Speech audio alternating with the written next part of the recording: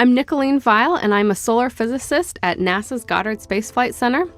What we're looking at right now is imagery from the Solar Dynamics Observatory. All of the dynamics and activity that's going on in the solar corona, the sun's atmosphere, which is what I study. What we're seeing here is a filament, and it looks very dark, and it looks like it's actually maybe even on the surface of the sun.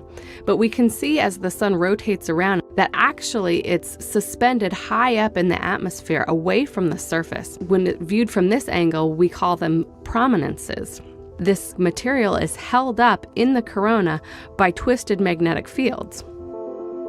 We're looking at the solar corona in extreme ultraviolet at 171 angstroms, which is a wavelength that our eyes cannot see.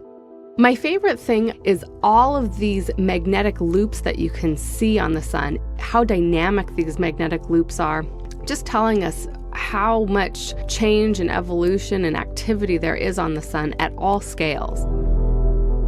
We can see on the northern part of the sun that a prominence rotates onto the disk of the sun, and then it erupts in a giant coronal mass ejection. And all of that magnetic energy and all of the plasma that was trapped on those magnetic field lines launches out into the solar system.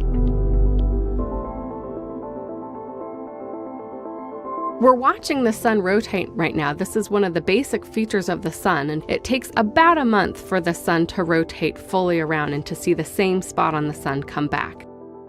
We're seeing the sun rotate so quickly in this movie because it's time-lapsed.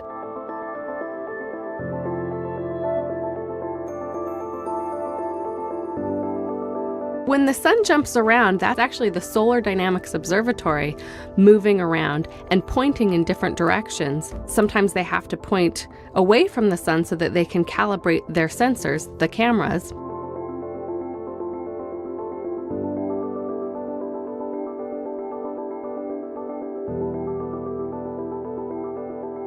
When we see the frames go dark, that's eclipse season. So that's when the Solar Dynamics Observatory, which is orbiting the Earth, goes behind the Earth, and the Earth is between the Solar Dynamics Observatory and the sun, and so the Earth eclipses the images.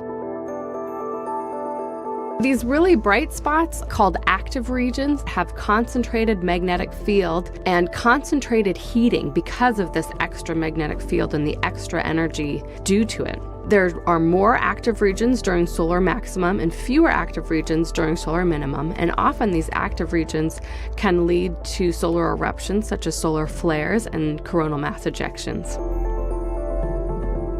I study the coronal heating problem. That is, why is the solar corona so much hotter than the solar surface below it? And we know that it has to do with the magnetic field, which is constantly dynamic and evolving and ejecting energy into the solar corona. And you can really get a sense of that when you watch these Solar Dynamic Observatory movies.